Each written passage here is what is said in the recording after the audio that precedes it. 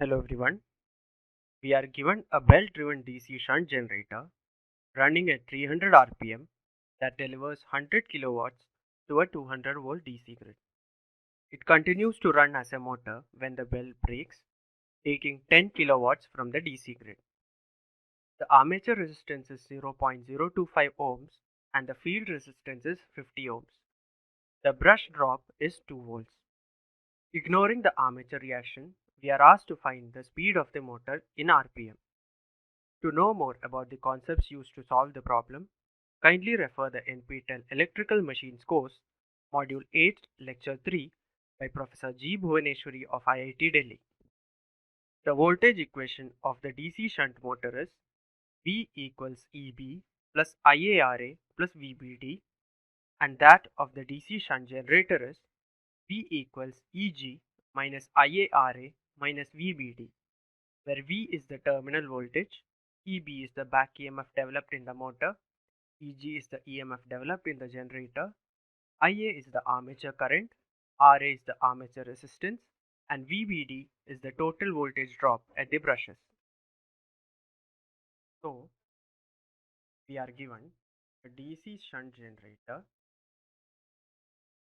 running at 300 RPM and delivering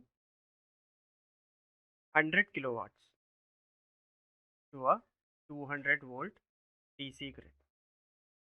And when the prime mover belt breaks, it acts as a motor taking in 10 kilowatts.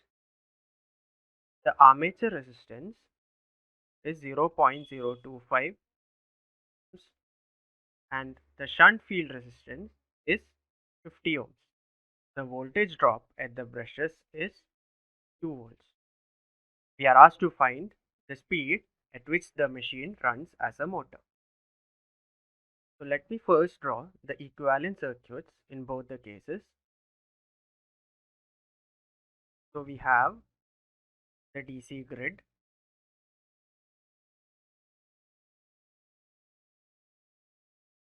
the armature resistance, then the armature, and the shunt field.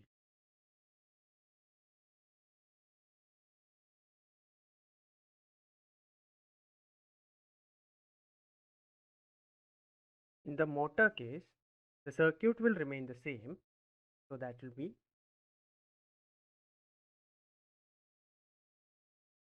the DC buses, then the armature resistance, armature, and the shunt field.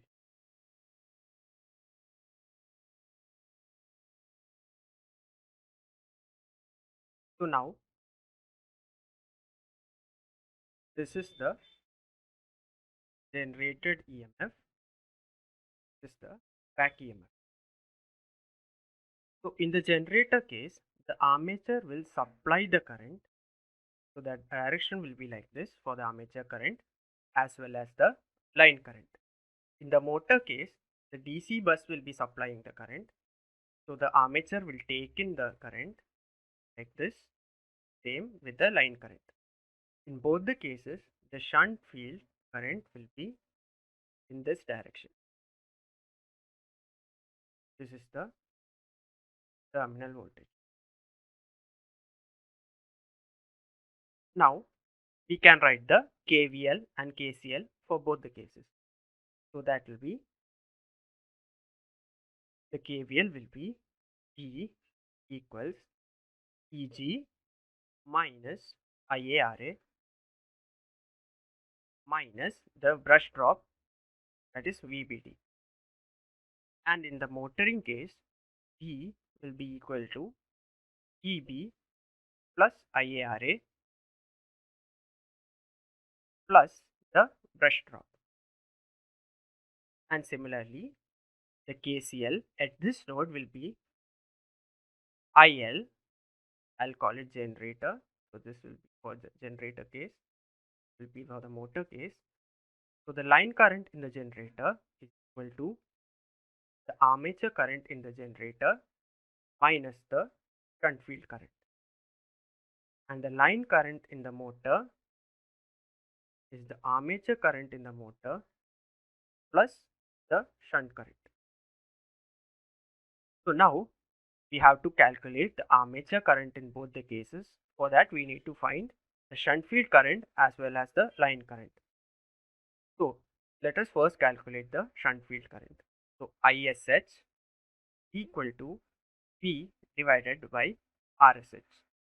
So that will be equal to 200 divided by 50 or 4 amps. So in order to find the line currents, we can use the power delivered or the power absorbed. So in the generator case, the line current is equal to the power generated divided by the DC bar voltage. So that will be equal to 100 kilowatts divided by 200 volts, or this will be equal to 500 amperes. So in the motoring case, the line current will be equal to the power consumed by the motor divided by the voltage of the DC grid. So that is 10 kilowatts divided by 200 volts, which is equal to 50 amps.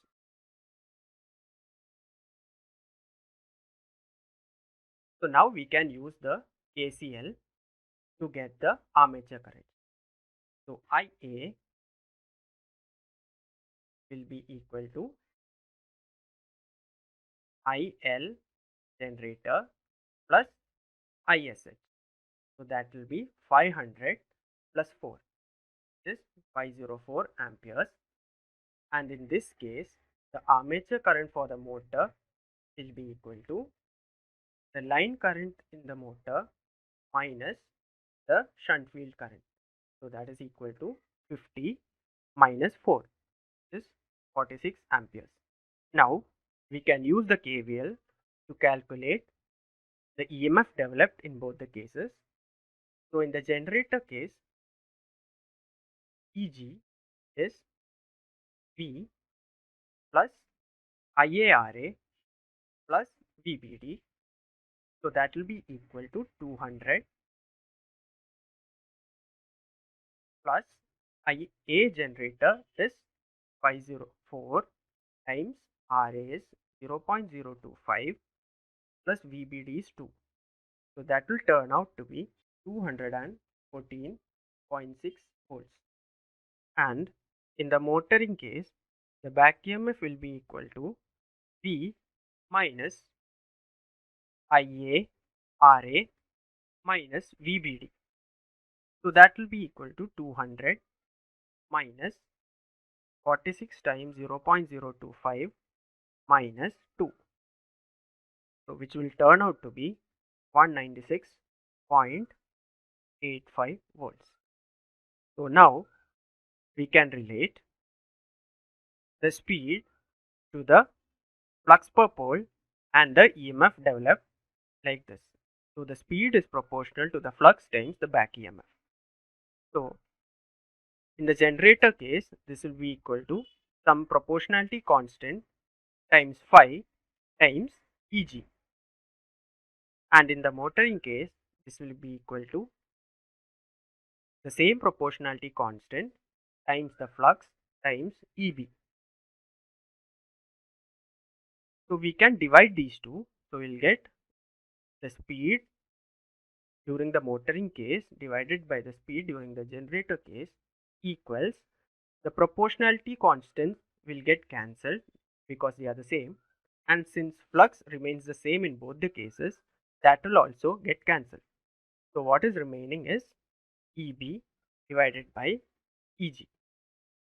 So from this, the speed the motoring case is Eb divided by Eg times Ng. So that will be equal to 196.85 divided by 214.6 times 300. So which will turn out to be 275.186 RPM. So you can round this off to 2 decimal place. You will get 275.19 RPM. So that is the speed with which the machine will run while acting as a motor. So the correct answer is 275.19 RPM. Thank you.